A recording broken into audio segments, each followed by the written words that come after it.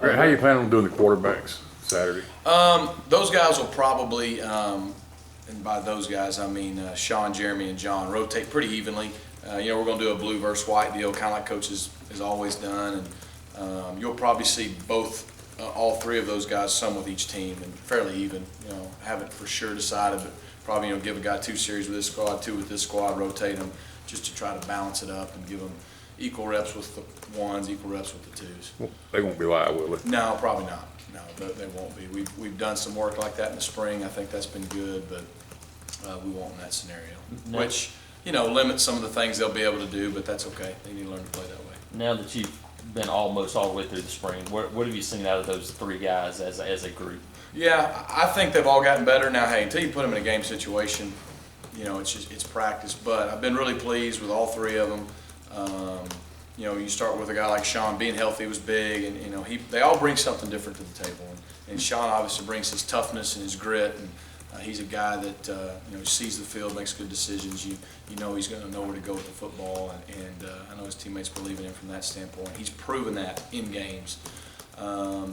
Jeremy obviously has got a wealth of experience dating back to his freshman year, and I've been really pleased with his progress this spring and his just the way he's improved and really stayed the course. And then John, we've had 13 practices, and you bring in a guy new into our system, and things are happening fast. We've really been stressing tempo, and the thing that's been impressive that he's been able to do is pick everything up. He doesn't have a lot of mental mistakes. I mean, he's been able to pick everything up. He's had to go at the pace that Sean and Jeremy have gone at, and made some really good strides, and just feeling like he knows what to do. Now, he's done everything right, but still he's not quite where he's just reacting. He's still thinking a little bit, but that's normal.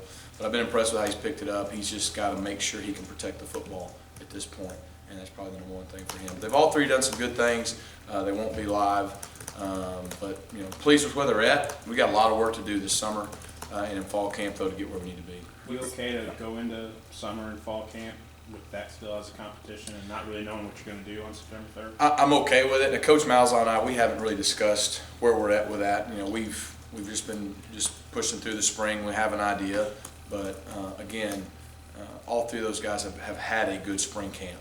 And again, until we do it in a game, it doesn't mean a whole lot other than we feel good about the progress we're making. And but no, we've done it both ways, so that doesn't concern me. There's been a lot of questions about John's passing. Mm-hmm.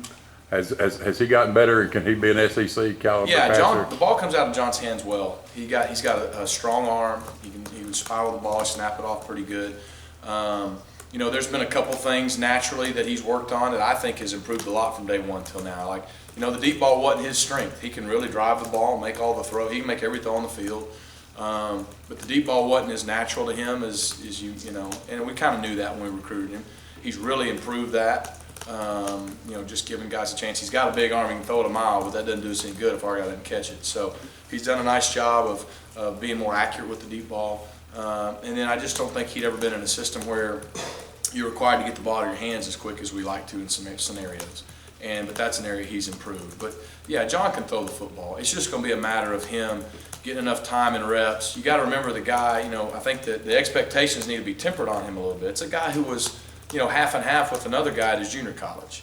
And that's not because he wasn't good. The other guy was good, but that's the way they chose to do it. So he's got a lot of ball he needs to play at that position, just from an instinctive standpoint to continue to improve. But he's like I said, his attitude's been phenomenal. As good a work ethic as you find. So I think he's got a chance. What's the situation with Tyler Queen, and how long do you think he's going to be out? I think Tyler's going to be okay long term. He got dinged up, was it last Saturday? He just fell on his AC. I don't anticipate anything that would require surgery, but he'll be out through the rest of the spring.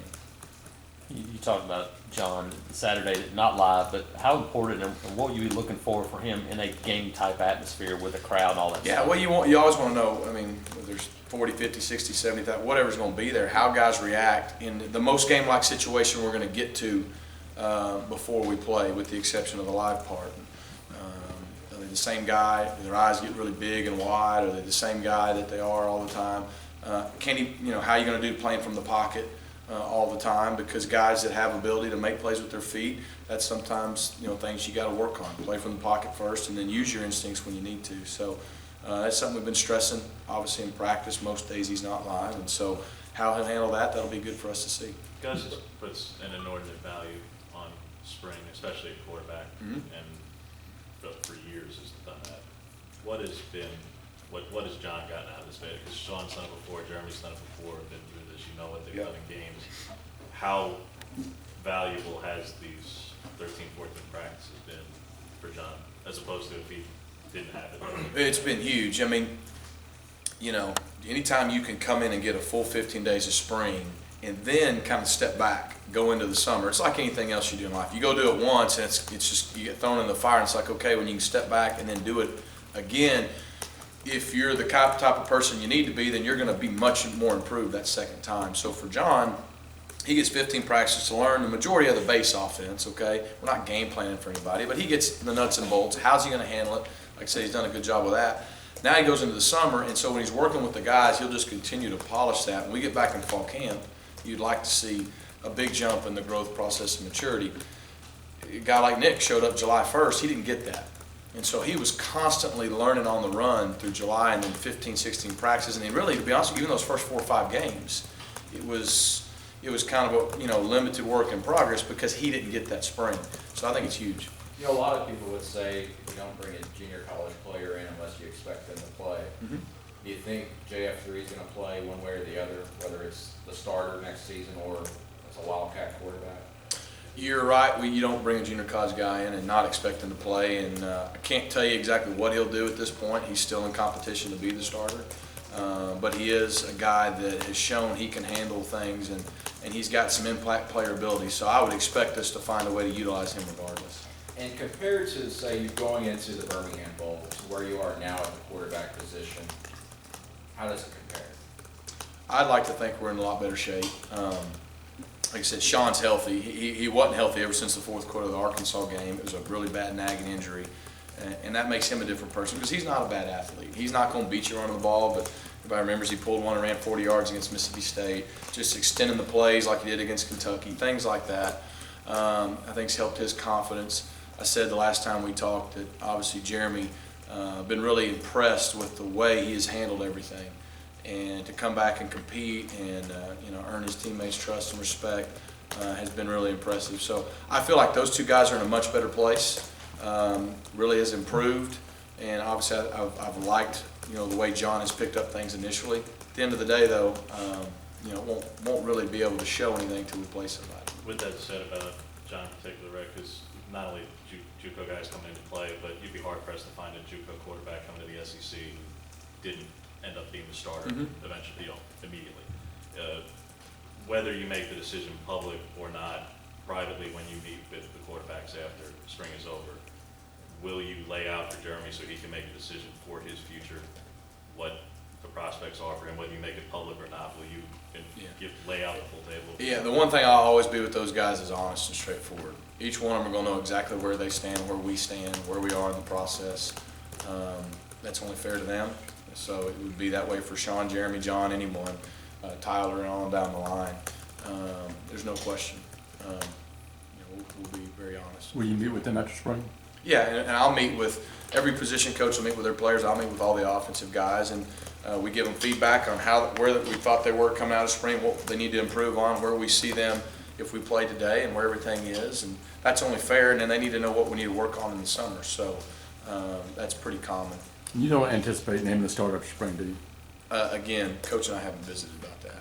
You know, we're going to get through A-Day. We got one more practice next Tuesday, and then we'll go from there. Brett, earlier this spring, you said you really would need to see them more in scrimmages, have to get more information on John to really kind of Yeah. make any comparison with him and Nick. But now that you have a little more information, do you feel like they're fair or they're not, or are they just two totally? I don't want to compare him to Nick, but I do have more information. Like I said, until you just put the ball down and play ball, it's hard to know how guys are going to react.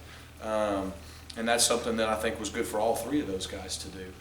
Again, for John and really anybody, it's going to come down to we need somebody who can make plays. You got to be a playmaker at quarterback to win and to win championships. And you're going to be hard pressed to find many guys who don't have that. And secondly, can you be a playmaker but protect the football? If you can't protect the football, you're not going to play. And so that's kind of where we're at with those guys who can make plays, protect the football, and at the end of the day, step on that field and make those 10 guys around them better. that's how we'll decide it. Rhett, I guess my question for you is, do you think that you personally have enough information to make a 1, 2, and 3 at the quarterback position right now? I have in my mind where I'd be right now. If we play tomorrow, we don't play till September's the 3rd. Yeah. September 3rd, so I ain't got to worry about that right now. What's been the emphasis with Jeremy this spring, and what have you tried to get him to Yeah. kind of understand and accomplish? Yeah, good question. One of the things that I think Jeremy really has done a good job of improving is playing in the pocket with stuff around him. When a guard gets knocked back in your face, you get a free runner standing and delivering the ball, taking the hit. That's tough to do. It's tough to simulate too when you're not live. Because if you stand back there and I got an orange jersey on, no one's going to hit me, you play different than if it's the real deal. And it's hard to simulate, it's hard to do. As part of the job description of playing quarterback, I feel like he's really grown up a lot in that area. And he can play from the pocket when things aren't perfect and still deliver the ball to the right guys. That's what we've worked on. What about the run game with him? Sorry. Yeah, for Jeremy, you got to go this way. You got to be a north-south guy. And when we did go live, he had some opportunities. I thought he showed great toughness and physicality and ran downhill and had some nice plays.